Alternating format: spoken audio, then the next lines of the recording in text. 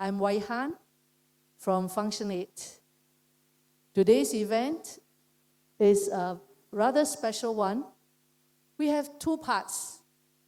The first part is to remember the 1987 Operation Spectrum, the so-called Marxist conspiracy, 35 years on. If you can see the audience before me, it is a motley crowd, as I can see, some here, some there. And this is a wonderful reflection of 1987. We were exactly like that, Margaret. Now, this is Margaret Thomas, very uninvolved with the Marxist conspiracy directly, but a very concerned journalist at that time. So, the people in 1987 were the so-called legal group, the drama group, the Kepo social work group, and the priestly class. We were all happily involved with our own little activities, helping the socially disadvantaged and whoever we thought deserving of our time and effort. But a draconian dragnet pulled all of us together. Those who didn't know one another became very good friends. And so today, we remember what happened exactly on May 21st, 1987, 35 years ago. Now we'll let Margaret share a little about what she remembers and what she wants to say to us now. Thanks, Margaret. This works? Okay, I thought I have 2 points to make, okay? One is to share with you some key points in a letter or an email that I wrote in July 2017 to my then MP, Josephine Teo. Okay? Congratulate her on becoming a full minister. Glad that we now had 2 women in cabinet, but still a long way to go. Anyway, I basically told her that several times during the last 2 weeks, I meant to write to her about the Oxley Gate fiasco. Yeah? You remember that was going on at that time. But so much is being said that I decided not to do it. However, and let me read, as I followed what was being said in Parliament this afternoon, one thought came to me which I would like to share with you. And all the more so because now that you are a member of the cabinet, you are in a stronger position to do something about it, Ms. Tryla, you know. A key theme in the various statements, speeches, and questions today was the vital importance of the integrity of the leadership of Singaporeans being able to trust the government and be confident that it operates, as PM Lee said it, transparently, impartially, and properly. And I went on to say, for some of us, it will be difficult to have this confidence in the leadership when a glaring example of the government not being transparent and truthful continues to hang over us. I refer to the so-called Marxist conspiracy of 1987, when 22 young people were accused of being involved in a plot to overthrow the state and were detained for various periods under the ISA. It was an incredulous accusation. They were just do-gooders, young people, mostly middle class, with a social conscience. There was no Marxist conspiracy to subvert the state. They were simply doing what many are now doing in Singapore, often with the blessings of the government, and that is to have an interest in social issues, a desire to find solutions to social ills such as poverty, and to help those in need. I know the PAP government is loath to admit it has made a mistake, but the Marxist conspiracy was a mistake that has for 30 years been crying out for redress. Mr. Balan was so unhappy about it that he quit the cabinet some years later. Others in senior positions, including DPM Tharman, have indicated that they do not believe the 22 were planning anything subversive. As we move into the post-LKY era, it's time to clear the air formally and officially. If the government wants me as a citizen to be confident that it operates transparently, impartially, and properly, it needs to be transparent and truthful about the Marxist conspiracy. If you want me to accept that there is a need for the ISA and the sweeping powers it gives the state to detain people without taking them to court, then you need to show me that you will only use it when there really is a threat to the nation. You need to admit that the 22 Marxists were not a real threat to Singapore and that the ISA should not have been used against them. And that was my note to her, right? She normally responded quite quickly to my emails. Not that I was doing a lot of it, but, a couple of them. This one, she didn't respond. After a couple of weeks or something, or sometime, I forget exactly how long, I prompted her, and she did reply to say, oh, sorry, I was away, I didn't notice it. And basically then said, but, sorry, this is not a matter that's under my purview. Okay.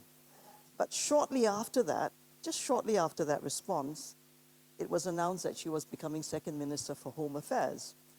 So I wrote this, shot it back to her to say, actually, it is now under your purview.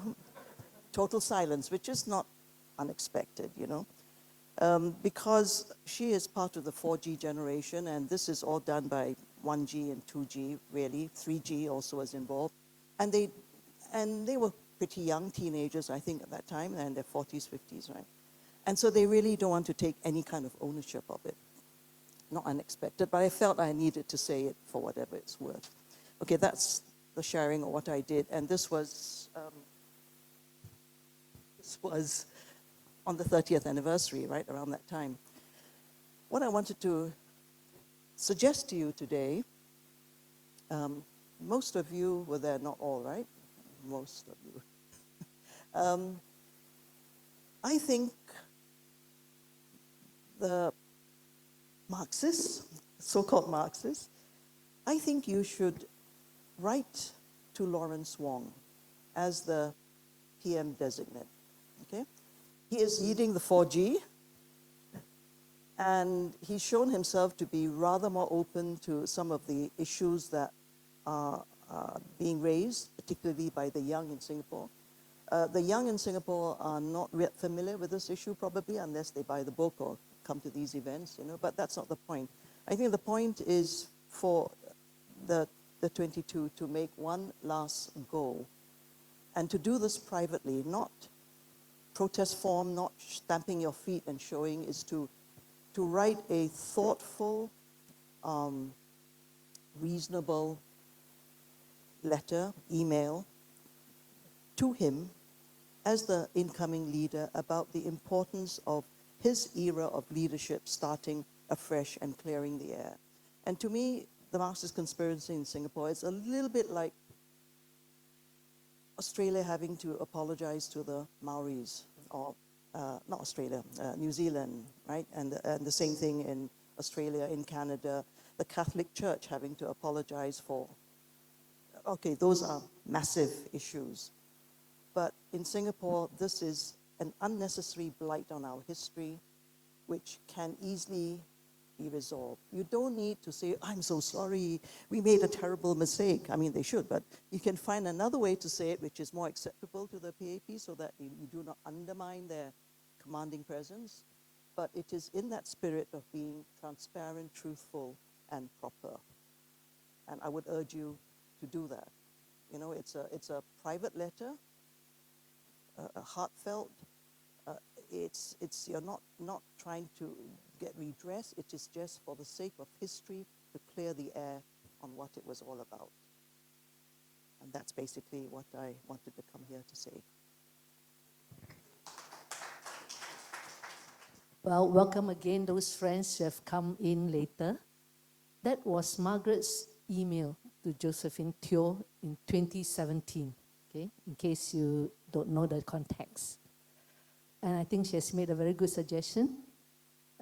Maybe my friends, the older Marxists now, can consider.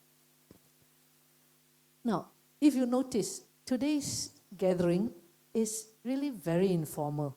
Yeah?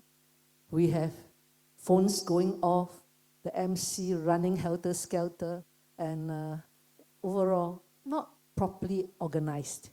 I emphasize, this was 1987. We were never organized. We were in the drama group and whatever else, yeah, giving pro bono legal service.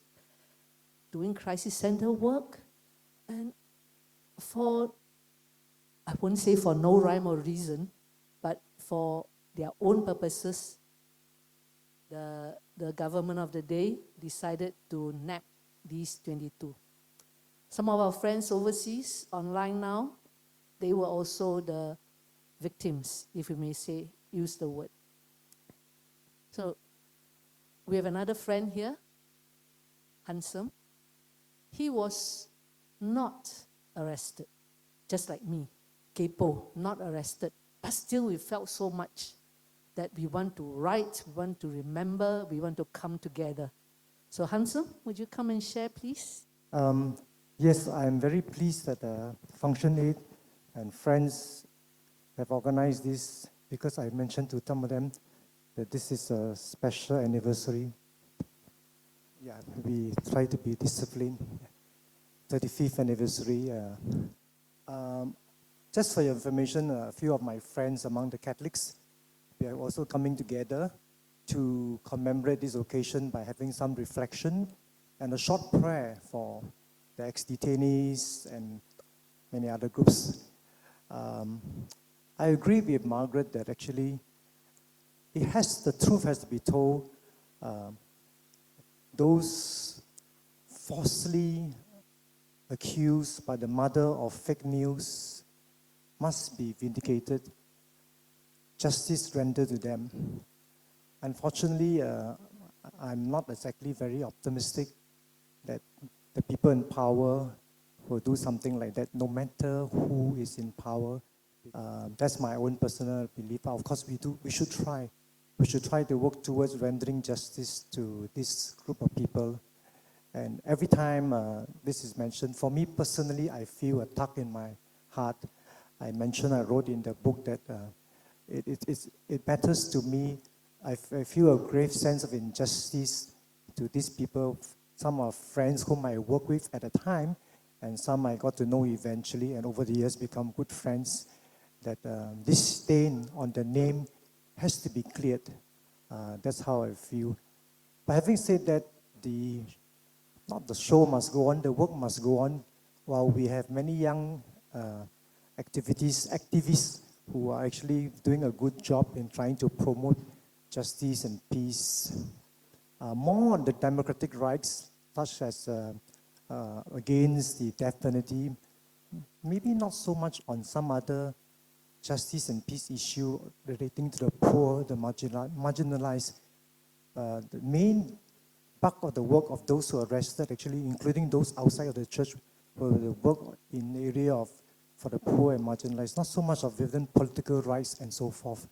And in this area, I think a lot of services are done in Singapore now by various groups, including the Catholic Church, but purely services, charitable acts, but not really tackling the root cause of the injustice and inequality in Singapore.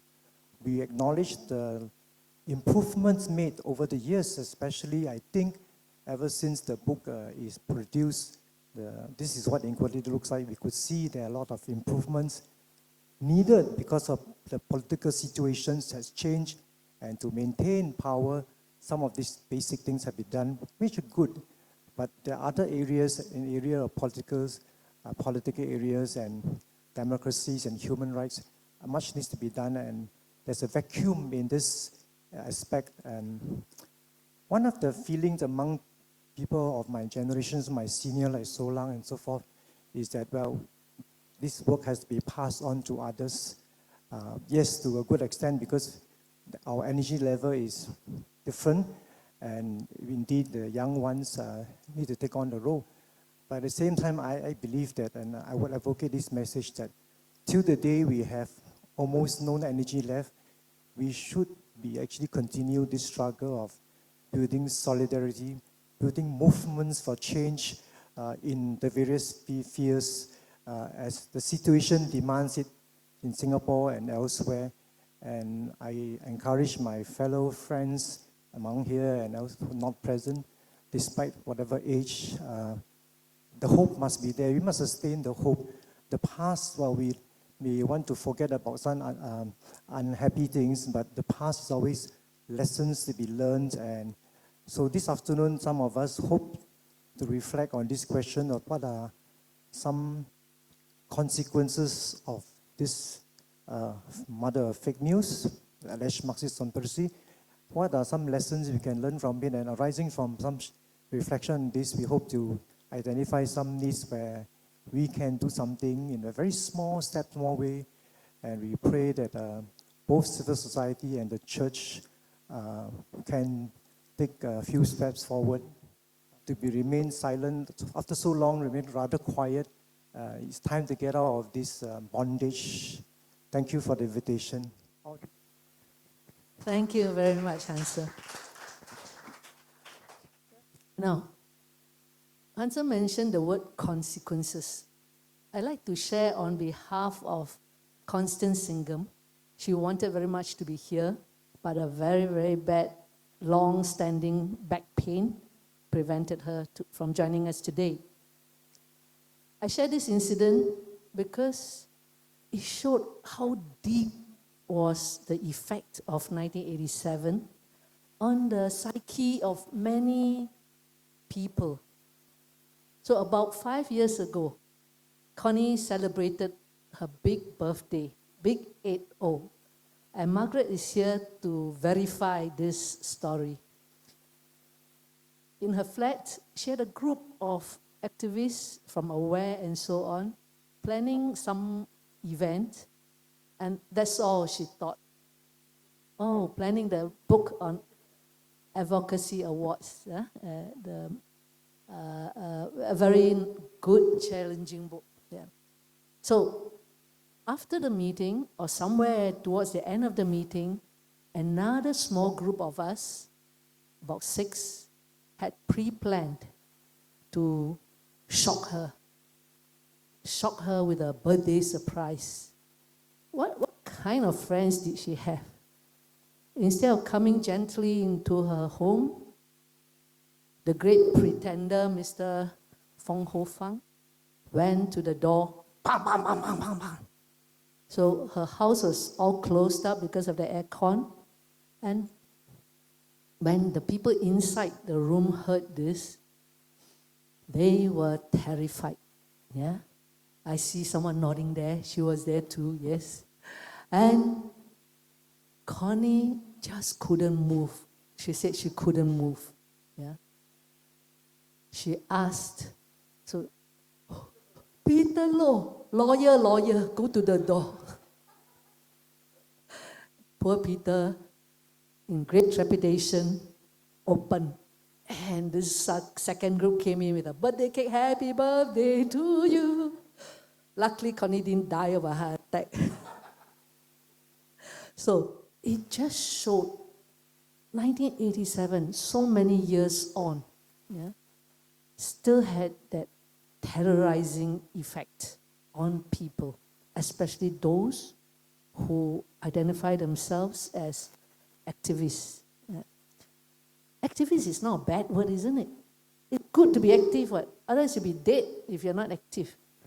So now, I'd like to invite those among you who are not yet dead, still very active, to come forward and share if there's anything you'd like to say in remembrance of that event 35 years ago.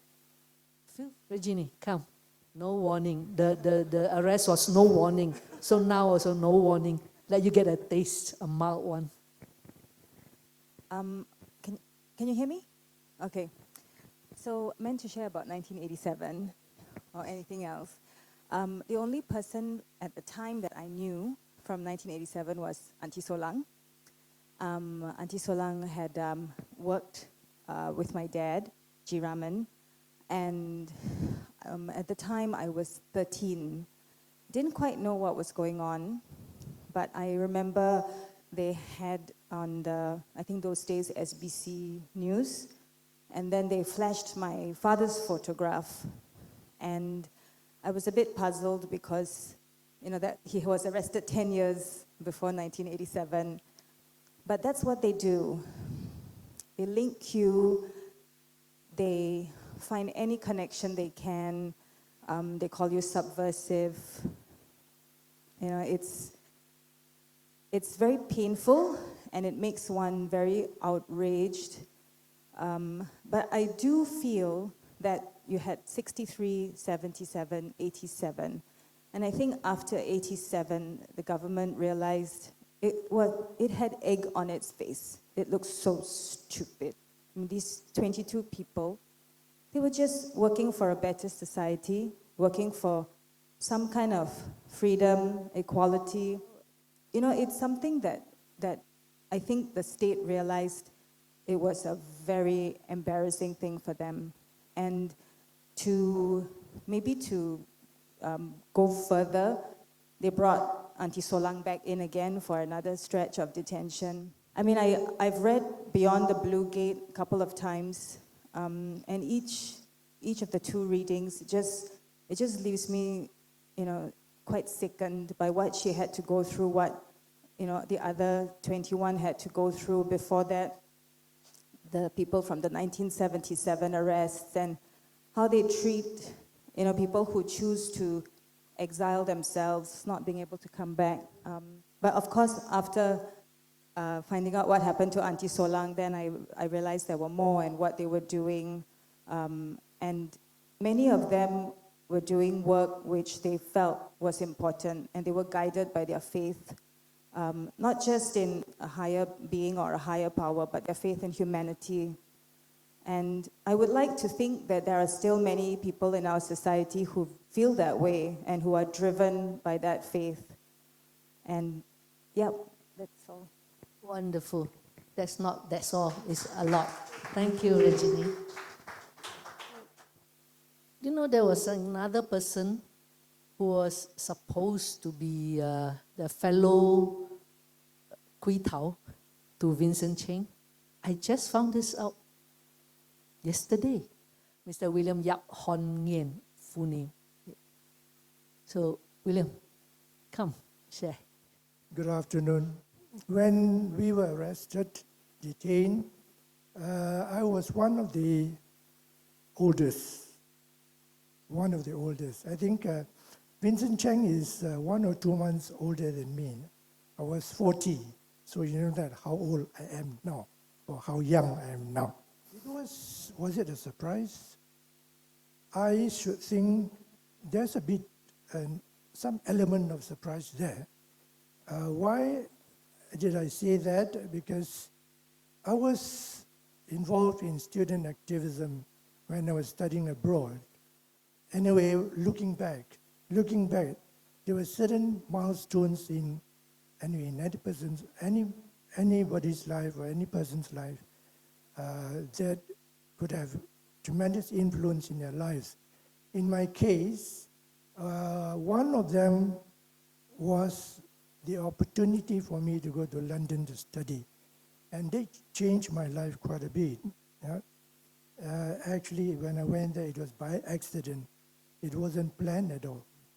And actually not knowing what I was going to do in London. That's the funny part of it. And it was in London that I came across progressive Malayans, you know, Malaysians and Singaporeans. And some of these progressives, they were Malays, you know, coming from a Chinese background.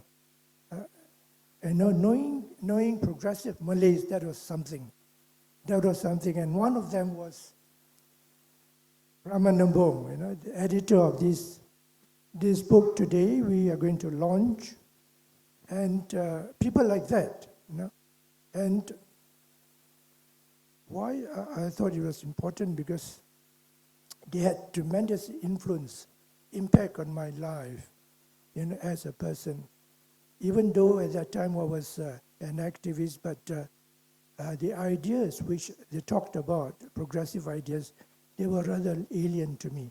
So coming back to the arrest, so when the arrest took place, I thought they wanted to know what I did in London.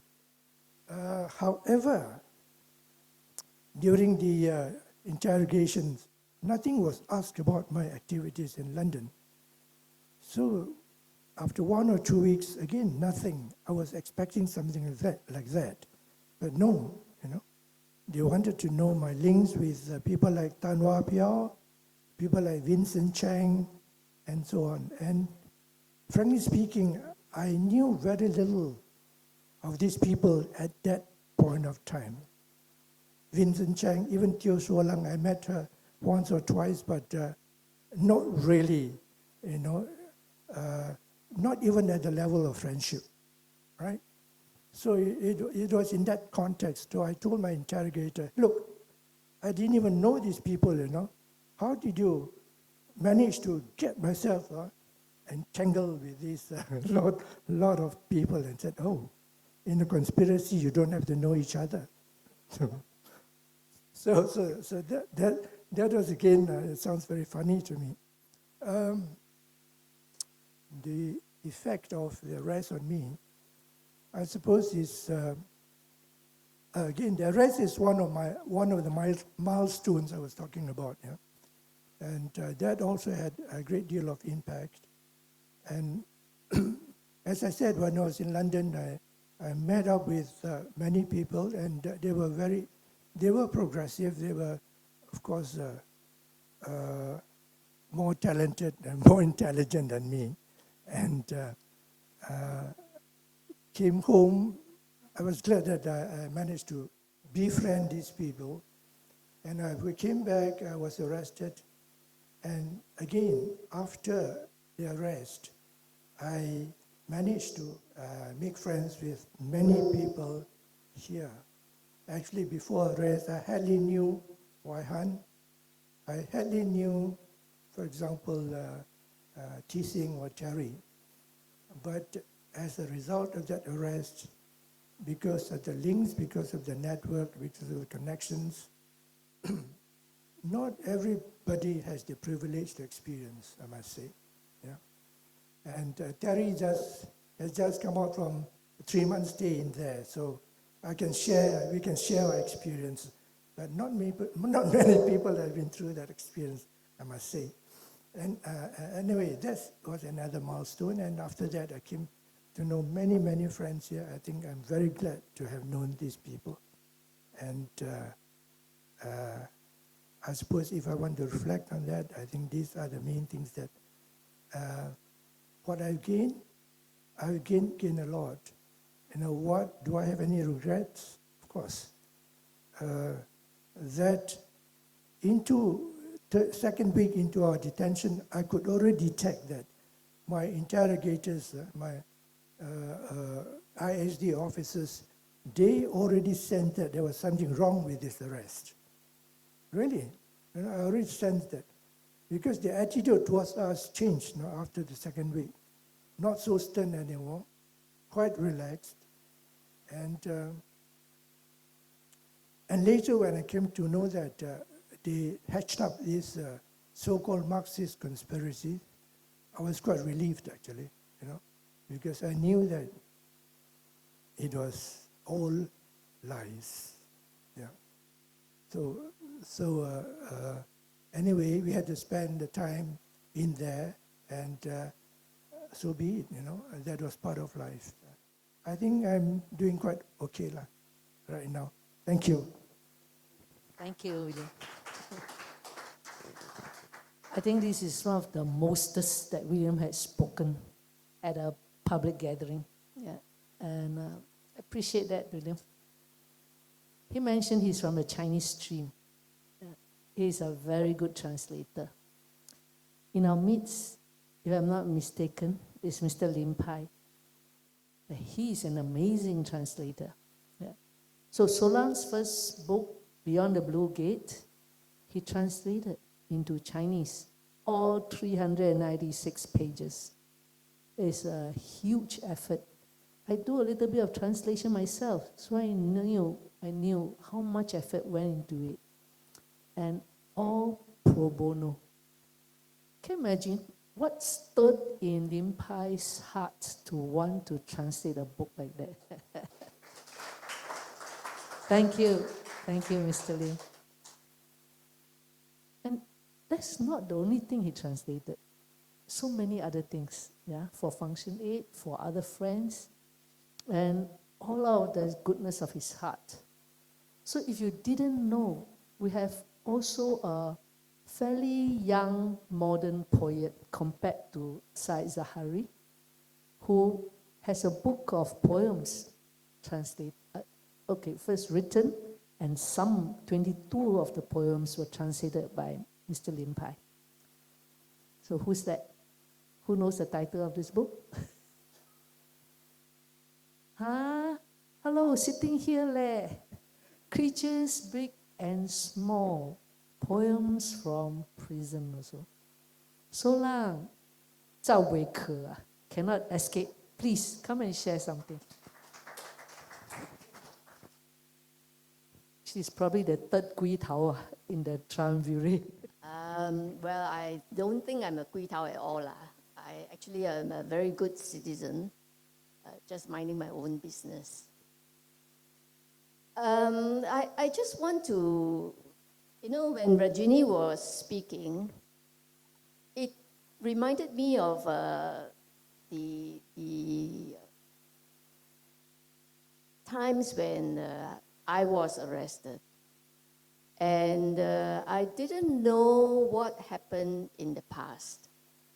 So, like for instance, when Rahman was arrested, when he came out, he didn't talk about what he went through. And so when it came to my turn to be arrested, and there is a connection. I don't know whether you will believe that there is a connection, because I knew Rahman and I knew some of his friends, and then they were arrested in 77, and then I got arrested in 87, 10 years after. And so, at the back of my mind, I really felt that someone has got to explode all these arrests, which to me was totally unnecessary. So I came out and I immediately recorded what I went through. And then, of course, it was in a diary form. Then subsequently, I was arrested again. And then this time locked up for 2 years. And I again came out and spent 1 year writing what happened. Actually, the ISD was quite worried that I was not getting employed, not finding employment. What was I doing, And they literally offered me many jobs, from legal service to semi-legal service to private law firms. The private law firms was quite attractive because the salary was $5,000, which was a lot. I was only earning $500 before my arrest. But I rejected all the offers because I didn't think that I could work under supervision. Anyway, this 1 year that I spent being jobless, I recorded what happened. And then 10 years later, I tried to look at what I wrote, but I couldn't read it. And that was when I was in Japan. I was there for 2 months.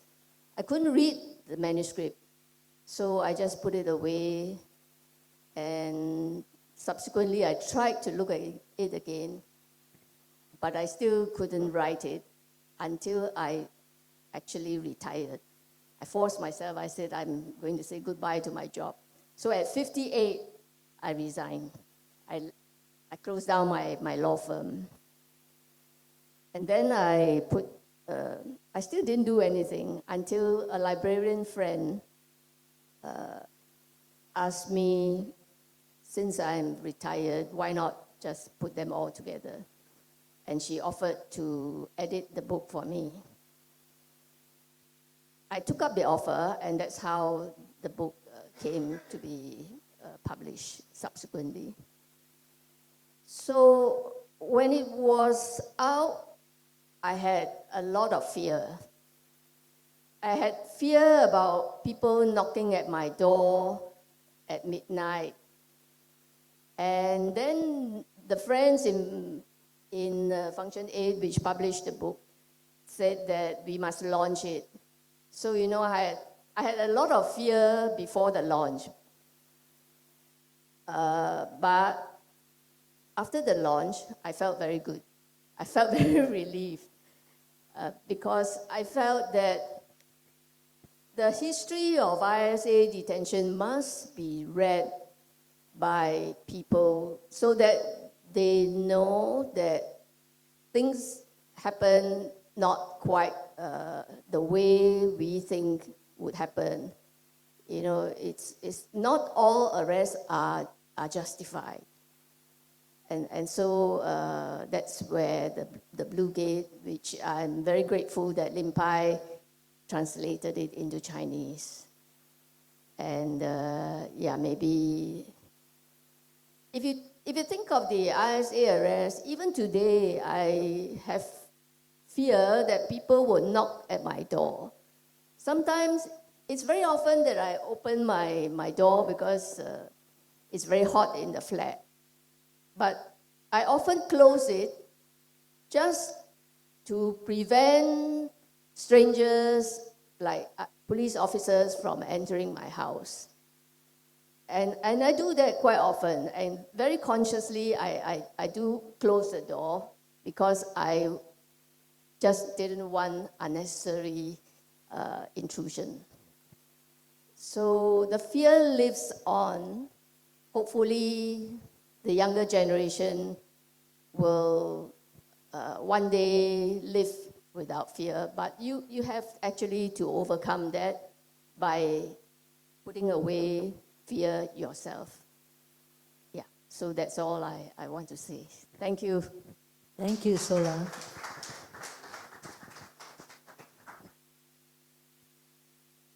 Fear knows no bounds.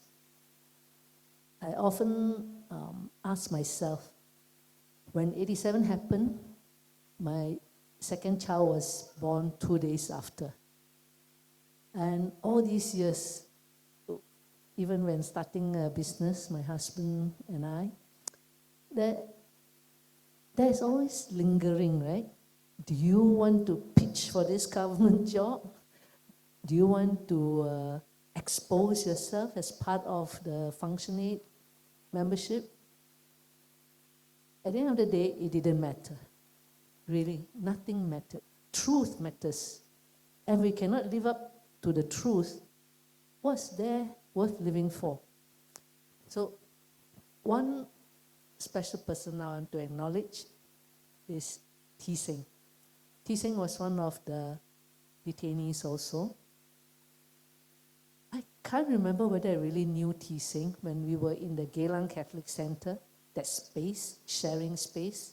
He was a volunteer on the worker side. I was a volunteer on the crisis center side.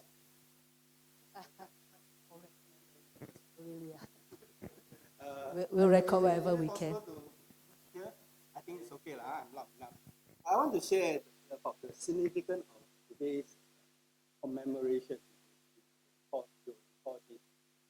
Because this is 35 years ago, or 1987, I was 28 years old. Right? So when I was arrested under the Internal Security Act, I was shell shocked. Right? I thought I was doing a wonderful job as a good citizen, and I was shell shocked. Right?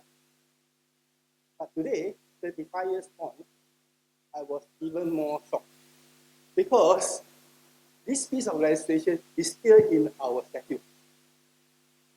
This piece of legislation allowed the government of the day to suspend law in the name of security. So this is, to me, it's quite ridiculous. It's amounting to lawlessness. Right? But this is exactly what it is. And today, 35 years after I was shocked, I think I was even more shocked because besides having this legislation still in our statute, now we have POFMA, we have FICA. In fact, we will be silent even without invoking the ISA. So this is the situation today. I hope we don't have to wait for another 35 years to get rid of all these kind of, I cannot imagine, because for me, I have children right now in their early 30s, in the late 20s and so on. I would like them to live in a freer environment, especially in a city so beautiful as Singapore, that we cannot allow such kind of legislation to exist, right? Especially in an environment where we have such highly educated people and highly paid minister, right? So this is the kind of situation that I hope I don't have to come here to last the next 35 years to come here and commemorate. So I'm going to make a very good suggestion, because he said write to Lawrence Wong, because Lawrence Wong is the so-called new generation PM, anointed PM. So, well, it promised a new chapter, I hope. So that would be a good start, where we would like to see whether Lawrence Wong, bringing a new chapter to Singapore, would do away with this kind of injustice or this kind of ridiculous legislation in our law system. So that's all I have to say. Thank you, TC. Thank you very much. See, TC is always very forward-looking. I agree with him. We look forward. Yeah. So why do you want to remember? The purpose of remembering is to try and change things if we can.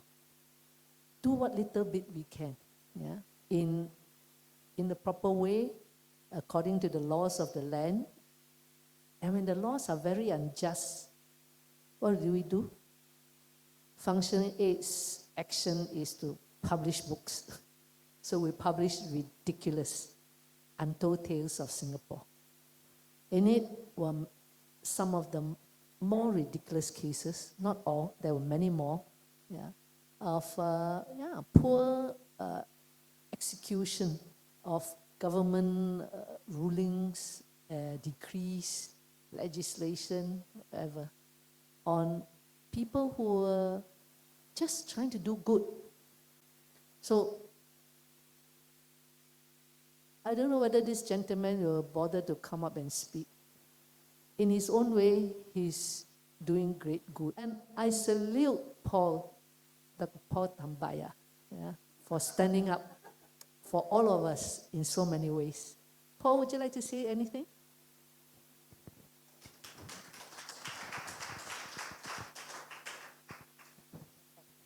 I knew I was going to get arrowed. Yeah, so first of all, I totally agree with what was said just now, that, it's incredible that in this day and age that we still have laws, and worse, that we have laws that are even worse than ISA. ISA is a very blunt instrument. FICA and POFMA are very subtle. And as you know, we are in the middle of appealing one of the POFMA rules, and the legal complications are really, really complex. Our lawyers, to their credit, have done an amazing job, and we're getting ready for the appeal. So the reason why I come is that it's invigorating, you see, to see both older people and younger people who are not willing to accept the status quo. So thank you all for what you're doing. Thank you. We thank you. John, just give us an indication maybe. What were you doing in 1987 with the drama group, Third Stage? Actually, at that time, I was already working full-time. I got invited to join Third Stage, and then very soon, with Sok Yi always pushing, Swan, we must do this, we must do that. And she signed up, we want to push things ahead and not just do a little show. So we kind of joined the drama festival, was it? Yeah. And if you want to take part in this the festival, you have to submit some kind of, you have to submit a play and all that, right? So, yeah, so wow, suddenly, you know, there's a deadline, there's this and that. I was like given a script that Sook-Yi has written and said, Swan, you do this. And I looked at it and said, I need to rewrite it, you know. And then she said, you do whatever you like, you know, but we must have this thing out. So while I was like in charge of one particular play, Sook-Yi was doing another one. So we were actually very busy. So we really, if there was a conspiracy, we don't have time for it. You know, you got to write the play, you got to do research, then you have to get people interested, and then you have to direct. You have to do everything. You have to think in terms of stage, you know, costumes and all these things. Then you're going to find people, not just to act. You've got to find people to do everything else that now drama group actually kind of farm out to professionals to do. We do everything ourselves.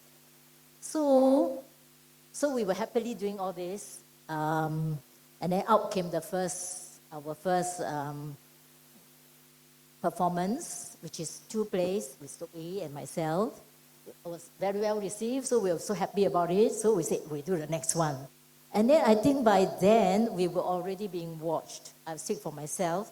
I was like thinking of what I can do to look at policies which I think is really not right or not good, and to just give a funny angle towards it. So I talk about education, I talk about the 2-child policies and things like that. So I think all this is outright, you know, like hitting at the government quite a lot. And in such a funny way that it attracted a lot of people. And so maybe that's one of the main reasons why I would be targeted. Yeah, but of course, I spent some time when I was in England, and I was with Wah Piao for a short period of time, and that makes it so much easier for me to be arrested, since he is considered the whole, he's running the whole Marxist conspiracy, you know. Yeah. Yeah, okay, this is some sharing. Thanks. She is our, today, together with Adrian, our food supplier. Not nice, complain to them. Yeah. So Wah Piao's name has come up a few times. Yeah. And I just like to place a record. Shortly after we did Beyond the Blue Gate, Solang's book, we did Smoke Screens and Mirrors. Yeah. And that's by Wah Piao, detailing his early 1970s experience of being framed, really framed, yeah, and how he eventually even lost his citizenship. I never knew Wah Piao, but his name was so loud through all the arrests, the mention that he's the overseas puppeteer pulling strings and whatnot. So when I had a chance to meet him in England, part of a company trip, the person I met was so mild-mannered, so great and hearty in welcoming friends into his home. And a great cook. He cooked a huge kuali, literally, huge kuali of curry, vegetarian curry, yeah, for his son's party. And he and Beng Lan, his wife, had to carry this big pot across London for that party. Of course, you get to taste it first, yeah? More than past master. So, the characters of these people that we have met, whether in print, by word of mouth, or really face to face, to me, they all are great, great human beings, citizens that Singapore should be so proud of. My husband and I are very sad. We call ourselves the third-rate Marxists. They arrested them all, never came to us. So, must very poor citizens. Yeah. At the end of the day, hands on heart, to say, as long as we really do things in good faith, even if bad things happen to us, even if wrong reports are made about us, so what? 35 years on, most of us are now in our 60s and 70s now. To put it crudely, one foot in the grave. What else is there to be so afraid of? Some more, many of us are ex-stroke, ex-heart attack, ex-arthritic, or presently arthritic. They'll find it too expensive to take care of us probably. So my own thought at the end of the day, need not fear, just carry on. We have some younger people among us. Do you want to say anything? Any of you?